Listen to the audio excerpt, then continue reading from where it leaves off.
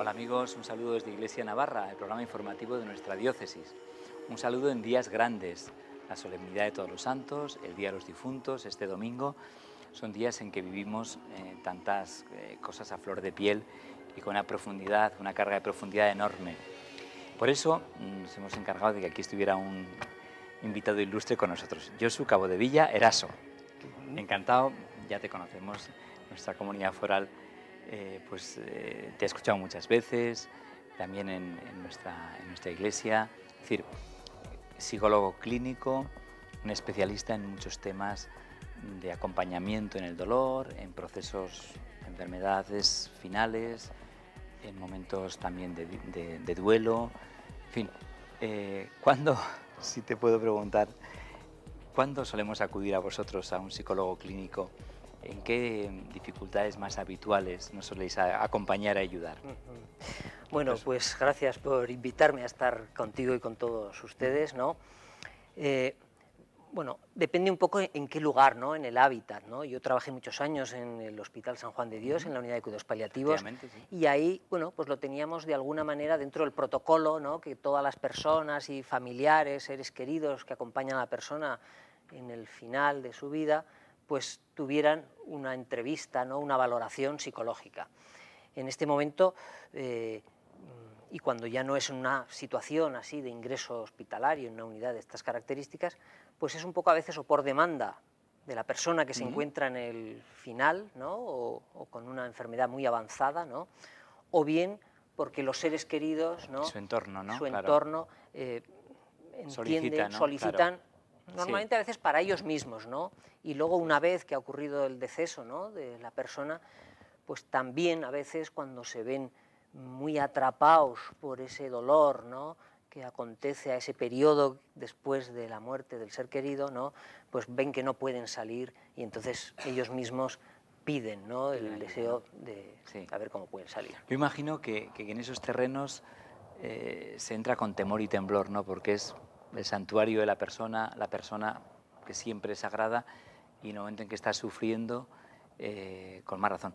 ¿Tú te has acostumbrado a eso o gracias a Dios no te has acostumbrado? Diremos lo segundo, Lo ¿no? segundo. Gracias a Dios, a Sí, quien sea. Es difícil acostumbrarse, ¿no? sí. Y si alguien, llamemos, se acostumbra, ¿no? Con esa palabra, es que algo está pasando en él, no es tanto como costumbre, sino probablemente ha No es desarrollado, bueno. no, y probablemente ha desarrollado lo que llamamos también en clínica el síndrome burnout, que es un síndrome de que la persona está quemada y que cuando está quemada se Claro. aproxima con cierta frialdad, ¿no? Efectivamente, A la sí, persona sí. que sufre. Sí. Claro, desde fuera el sufrimiento siempre aparece vinculado, pues, no sé, como al dolor o a la tristeza. Mm, ¿Es crecimiento? ¿Puede vivirse con gozo? Bueno, habría que definir bien lo que es sufrimiento, ¿no? Porque, desde luego, yo creo que tiene muchos aspectos, ¿no?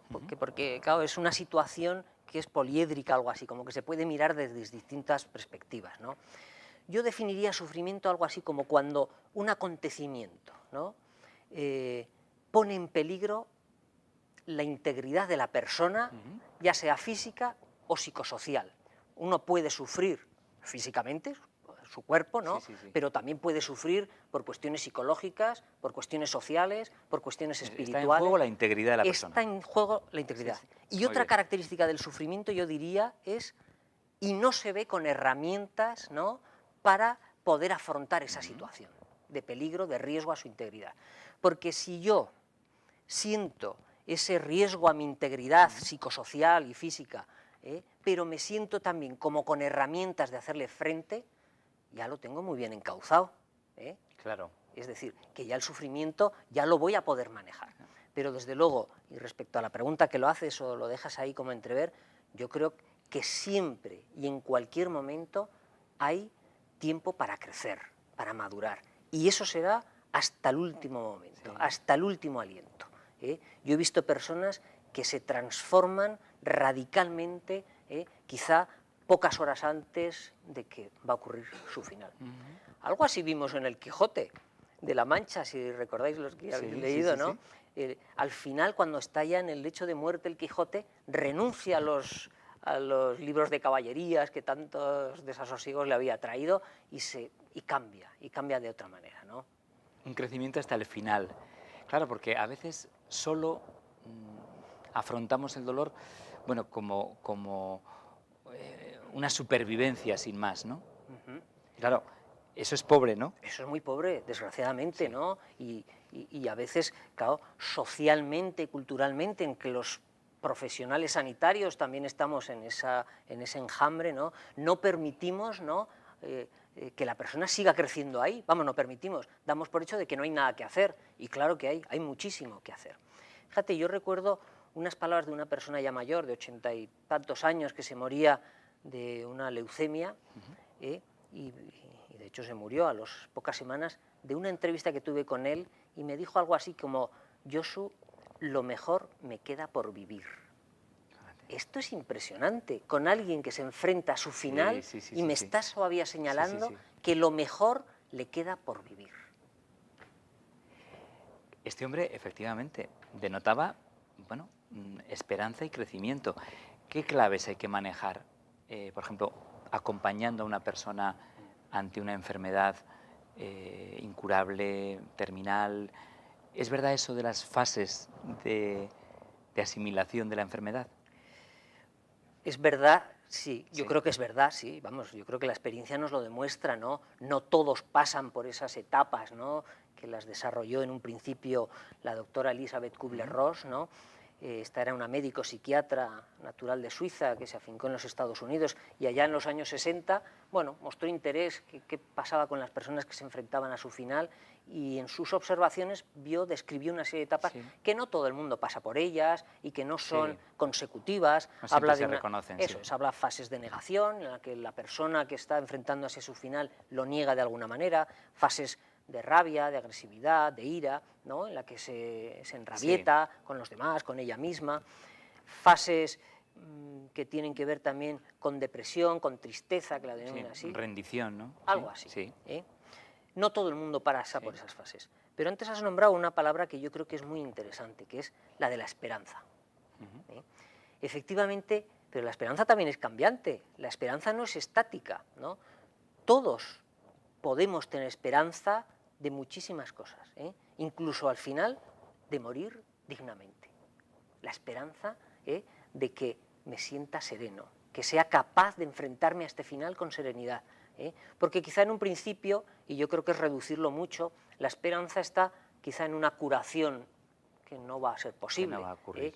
Pero desde luego la esperanza, Claro. fíjate que en el lenguaje a veces cotidiano lo reducimos a esto, no, es que ya no tiene esperanza. ¿Cómo que no tiene esperanza? Esperanza tiene muchísima, infinita, y en muchos niveles. Incluso la esperanza de dejar un legado, ¿no?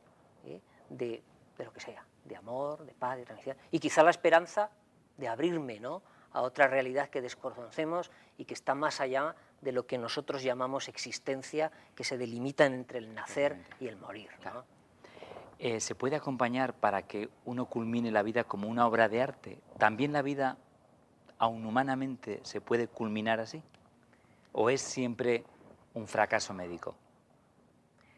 Yo creo que estamos, ¿no?, socialmente más en esta segunda acepción, ¿no?, como un fracaso. Ya no nos morimos porque nos tenemos que morir, nos morimos porque la ciencia falla, porque la medicina ha fallado, ¿no?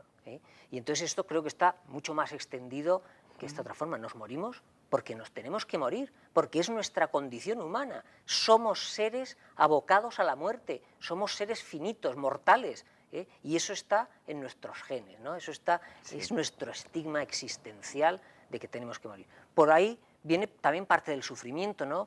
Ese yo existencial que nos identifica con mi cuerpo, con mi ideología, con mis emociones, ese yo no puede aceptar, y de ahí sufre, no puede aceptar que un día va a dejar de ser, ¿no? En la Pasión de Cristo tenemos un ejemplo precioso, ¿no?, cuando señala, ¿no?, con sufrimiento, entiendo, Dios mío, Padre mío, si es posible, aparte de mí este cáliz, ¿no?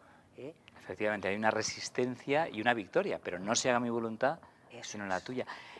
Es verdad que hay gente que tiene dominio sobre su vida y en cambio no vive con señorío la muerte, no vive como un acto personal. Ya. Pues es posible, ¿no? Como hay gente para todo y de todos los colores, ¿no? Pues es posible. Pero lo que también es verdad que ignoramos a veces mucho de lo que pasa internamente, ¿no? ¿Qué está viviendo esa persona en su interioridad que a lo mejor no me la comunica a mí ni se la comunica a los seres queridos, quizá pues por no generarles más sufrimiento y me lo callo o lo que fuera? Bueno, yo entiendo que tú como sacerdote... Sí, yo te pregunto cómplicemente porque es la experiencia mía. Yo veo gente que ha vivido con un señorío enorme, la existencia, el trabajo, la familia, no siempre ayudamos, acompañamos y damos recursos para tener también, diríamos, un dominio así del final, una entrega. Quizá también porque no nos han enseñado, ¿no? Claro. No nos han permitido, ¿no? Y bueno, igual estaba pensando hasta la Iglesia a lo mejor ha tenido también algo que ver, ¿no? Efectivamente. En esto, ¿no? En una religiosidad más infantil, más inmadura, ¿no? En el que... Como de espaldas justamente a la culminación de la vida. Claro. Sí. Y de que la persona viva la experiencia, ¿no? Sí. De esto como final, ¿no? También. Vamos a ver unas imágenes del Papa que estos días, lógicamente, alrededor de la solemnidad de todos los santos y de los difuntos, está hablando de estos temas de eternidad. Nos vamos allí. ¿Qué fin tendrá el pueblo de Dios? Se lo preguntó Papa Francisco en la catequesis de la Audiencia General en la Plaza de San Pedro ante la presencia de 50.000 fieles, recordando las palabras entre las más bellas del Nuevo Testamento con las que el apóstol Pablo consolaba a los cristianos de Tesalónica que se hacían las mismas preguntas. Y así estaremos siempre con el Señor. Saremo con el Señor. Son palabras simples, pero con una densidad de esperanza tan grande. Y así estaremos siempre con el Señor. ¿Ustedes creen esto? Mi sembra di no, Me parece que no. ¿Credete? ¿Lo ripetiamo insieme? Lo repetimos juntos 3 veces. Y así estaremos siempre con el Señor. Esto es lo que nos espera y es nuestra esperanza cristiana, explicó el Papa, que no es deseo u optimismo, es espera del cumplimiento del misterio del amor de Dios y del regreso de Cristo, que se hace siempre más cercano a nosotros día tras día. La Iglesia, pueblo de Dios que sigue a Jesús, se prepara al encuentro con Él como una esposa con su esposo y luego es llamada a convertirse en ciudad, morada de Dios, símbolo de la convivencia y de la relacionalidad humana. Recordemos, concluyó Papa Francisco, que la Iglesia tiene la tarea de mantener encendida y bien visible la lámpara de la esperanza. ¿Somos verdaderos testigos de esta esperanza o corremos también nosotros el riesgo de agotar el óleo de la fe, de la alegría? Estemos atentos. Viviremos siempre con el Señor, repetía por 3 veces el Papa Francisco, ¿no? Esta certeza que da la fe, esta puerta abierta a la esperanza, ayuda en el aquí, en el ahora de la enfermedad, en el ahora del duelo, esa certeza de un final feliz, de una vida eterna, para los creyentes, de una compañía del Señor. Tú como profesional, ¿cómo ves que esto es una ayuda? Pues mira, mi experiencia me dice que ha habido personas con fe, como dices, y creyentes, ¿no?, que les ha servido de gran ayuda. Y a otros con fe y creyentes que no les ha servido de nada. Y no les ha servido porque seguramente eso no lo tenían muy bien integrado dentro de ellas. Sí. Porque quizá era más algo mental, ¿no?, en el que nacieron en ese contexto. O ambiental. O ambiental, eso es. Ritual externo. Eso es. Que hay algo de su propia experiencia. Efectivamente, ¿no? Sí. Y me he encontrado personas agnósticas o con creencias pertenecientes que tienen mucha espiritualidad de otra manera, ¿no?, a un universo, y ahora me estoy acordando de una mujer joven que se murió con niños pequeños, mujer joven de unos 40 años, una cosa así, que se murió con 3 niños pequeños, que no se pudo morir en casa porque le generaba tanto dolor estar con sus hijos que se pidió ingresar en la unidad de cuidados paliativos hace ya algunos años, que esta mujer cuando se despidió de su hijo su hijo le dijo, mamá, pero ¿te vas a morir? Y ella le dijo, no lo sé, hijo, pero todos somos parte del universo. Esta mujer era de unas creencias enraigadas profundamente, y eso a ella, sin ponerle el nombre quizá que le ponemos los cristianos, ¿no? Para ella era de un alivio tremendo, ¿no? Somos parte del universo. No sé si me moriré o no me moriré, pero somos parte de este todo. ¿Qué cosas, has pronunciado la palabra alivio, qué cosas alivian en el final de la vida? Pues mira, yo creo que alivia mucho estar en paz, ¿no? Estar en paz con uno mismo y con los demás. Probablemente esto abre una llavecita, ¿no? Y ponemos ahí varias cosas, como es perdonar si alguien me ha ofendido, ¿eh? y ser perdonado, y pedir perdón, ¿no? La reconciliación es eso, una clave, efectivamente, yo creo que de sí, paz. ¿no? Sí. Eso es. Y el despedirse también. Cada uno a su manera, porque claro, unos se pueden despedir verbalmente, y otros lo dicen a lo mejor con un gesto, con un símbolo. Yo recuerdo también un hombre que se murió, y este hombre con su hija, por lo visto, pintaba cuadros y le dijo a su hija, hija, el cuadro ese que está en el salón, algo así, llévatelo a tu casa, ¿no?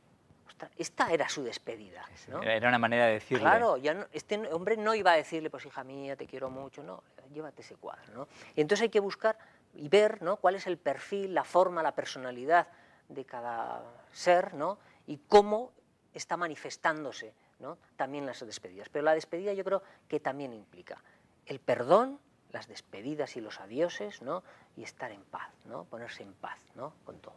Sin asuntos pendientes, sin asuntos inconclusos, que pueden ser de mucha índole, pueden ser interpersonales, relacionales, pero también intrapsíquicos, con uno mismo, con una misma. Finalmente, este soy yo, ¿no?, con mis luces y mis sombras. Todos tenemos luces y sombras, ¿no, Juan Carlos? Todos tenemos nuestras cosas ahí, nuestros asuntillos que no nos gustan demasiado, ¿no? Claro, cuando venimos aquí a la televisión ponemos nuestra mejor cara, ¿no?, para salir ante los demás, cuando nos relacionamos, pero también tenemos cosas que no nos gustan demasiado, que las dejamos por ahí, que, bueno, quizá propia de nuestra biografía y de nuestra historia, ¿no?, humana. Finalmente yo creo, y no sé si estarás conmigo, me excomulgarás definitivamente, ¿no? Algo así como, no somos, yo estoy ahora en esta acepción, no somos personas que tienen una experiencia espiritual, sino que somos espíritu que pasan por una experiencia humana. Y la experiencia, está muy bien, me gusta. Y la experiencia humana, la verdad, que puede ser muy gozosa, disfrutamos de nuestra humanidad, pero también a veces sufrimos como bellacos, ¿no? Y bueno, y esta situación de muerte, ¿no?, muerte propia o muerte de nuestros seres queridos, pues es de las situaciones más radicales, ¿no?, en las que más nos pueden hacer sufrir. Efectivamente. Los que acompañamos, los que estamos cerca de personas mayores, cerca de personas que se están despidiendo, ya sé que no hay recetas, pero ¿alguna clave para acompañar bien? Mira, pues si se sabe manejar, yo creo que el silencio. Acompañar en silencio es la manera más bella y más profunda que podemos tener, ¿eh? Pero el silencio no es estar callado, es acompañar, es palpitar con el otro, es estar junto al otro y con el otro, ¿no?, estar con compasión en ese silencio, ¿eh? Si esto, que también lo podemos ir educando, ¿no?, entiendo, podemos estar con una mirada, ¿eh? Pero si esto no podemos, pues con un gesto, ¿no? Es decir, el silencio es comunicación. El silencio es la herramienta más poderosa del universo, el silencio. Qué bueno. Eso yo no lo había escuchado nunca, tal cual. El silencio como tal. Y es una manera de arropar, de acompañar. De acompañar, de estar con el otro, de respetar. ¿no? ¿Qué vas a decirle a una persona, ¿no? Imagínate que ha perdido a su niño, a un hijito suyo, ¿qué le vas a decir? No hay palabras, ¿qué le vas a decir? Acompáñala. ¿Y dónde? ¿Desde dónde? Pues desde el silencio. ¿Dónde le vas a acompañar? Y ahí, los gestos. Los gestos es otra forma muy bonita, ¿no? Los gestos, la mirada, ¿no? El contacto. Aquí en esta tierra nuestra que somos tan sobrios. Sí, tan poco proclives, ¿no? A tocar, a poner la mano al otro. Bueno, pues, bueno, toca con respeto, ¿no? Como tú decías antes, somos personas, somos seres sagrados, nuestro cuerpo es sagrado, ¿no? Porque es el templo del espíritu, ¿no? Efectivamente, Y además de que es el templo, es la antena parabólica al universo. Nada podemos sentir fuera de nuestro cuerpo, nada. Sí, sí, la comunicación con el universo es efectivamente Es nuestro cuerpo, pero Sí. ni la experiencia Sí, mística más sí, sí. la tenemos que sentir en nuestro cuerpo, porque si no pasa desapercibida. En nuestro cerebro que va evolucionando, ¿no? Si no llega aquí algo, por eso a veces a mí no me preocupa nada. Van a encontrar el punto de Dios los neurólogos, porque lo encuentren. Pues claro, ¿qué tenemos que temer ahí? Si es que no puede haber nada fuera de nuestro cuerpo, nada podemos percibir fuera de él, nada. Oye, te has puesto la mar de intenso, da gusto la verdad es que escucharte en estas cosas. Otra vez con el Papa, unas imágenes de Roma, porque nos va a hablar de la resurrección y retomamos de la resurrección de Jesús y rápidamente retomamos el tema. Gracias. El recorrido cristiano se realiza en la resurrección, lo afirmó el Papa en su homilía de la misa matutina en la casa de Santa Marta. Y por eso Pablo hace este razonamiento.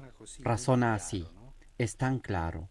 Se Cristo è risorto, come possono dire alcuni tra voi che non vi è resurrezione dai morti? Se Cristo è risorto, anche i morti risusciteranno.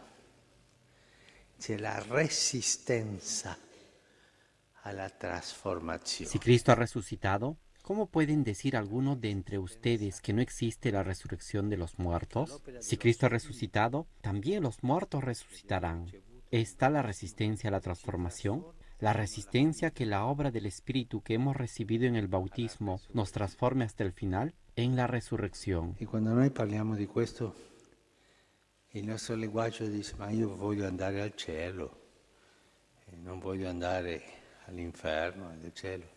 Ma ci fermiamo lì. Y cuando nosotros hablamos de esto, nuestro lenguaje dice, yo quiero ir al cielo, no quiero ir al infierno, pero nos detenemos ahí. Ninguno de nosotros dice, yo resucitaré como Cristo. No, también a nosotros nos resulta difícil entender esto. Estos días son muy importantes y a la vez la gente está muy sensible, porque es el recuerdo de nuestros difuntos, el Día de Todos los Santos, el encuentro también en las tumbas de nuestros familiares. Yo te quería preguntar, para terminar el programa, así, ¿cuánto dura el duelo? ¿Qué engaños puede haber en un duelo? ¿Cuándo hay que pedir ayuda en el duelo? Bueno, fíjate que ya estamos hablando de un periodo de dolor, porque duelo viene del latín, de dolus, y por lo tanto, y dolus es dolor. Ya estamos hablando de un periodo de dolor, ¿no? En nuestra cultura, y por ser así un poco concretos, ¿no? Yo creo que como 2 años puede durar fácilmente, y todo va a depender del vínculo, ¿no? Cuanto más hayas estado vinculado a la persona que has perdido, ¿no? El duelo va a ser más intenso. Cuanto menos vínculo hayas tenido, pues el duelo va a ser menos intenso. Pero yo creo que va a ser siempre un primer año complicado, ¿no? Cuando ha habido un vínculo importante, en el que va a ocurrir siempre la primera vez que no va a estar esa persona, ¿no? La primera Navidad, el primer verano, los primeros cumpleaños, ¿no? Y luego un segundo año en el que la persona, bueno, pues lo lógico es que vaya remontando, ¿no? Y que pueda otra vez implicar su energía en la vida, en los vivos, en las demás personas. Sí. Y por ejemplo, ¿qué síntomas hay que cuidar y notamos y hay que pedir ayuda en el caso de que eso no se dé? Bueno, todo va a depender de la intensidad, ¿no? De estos síntomas, ¿no? Porque el duelo tiene la suficiente fuerza y energía que nos va a mover a todos nuestros, digamos, sistemas, ¿no? Sí. A nivel físico vamos a tener... El duelo tiene fuerza y energía, dices. Claro. Esa expresión. Sí. Y nos va a afectar a nivel físico y nos va a afectar en nuestro apetito, en el sueño, en los dolores físicos, etcétera, etcétera. Pero también a nivel emocional, vamos a sentir quizá tristeza, rabia, angustia, pero también a nivel conductual, quizá nos vamos a encerrar o vamos a llorar, o lo que nos va a implicar en todo, ¿no? Y bueno... O sea, sería un poco el nivel patológico el que marcaría ya eso es, según la intensidad de todos estos, ¿no? Y si vemos que nos está anulando y que nos impide llevar ya una vida, bueno, pues quizá un poco de ayuda podría venir de la persona. Oye, Josu, muchísimas gracias. La verdad es que nunca habíamos charlado así de estos temas, pero quedamos emplazados para más adelante porque francamente interesante. Igualmente sus libros, autor de un montón de libros e innumerables artículos, pues haremos un escarceo. Pues gracias a ti por invitarme. Gracias, Josu. Gracias. Hasta pronto, hasta la semana que viene. La Santa Misa.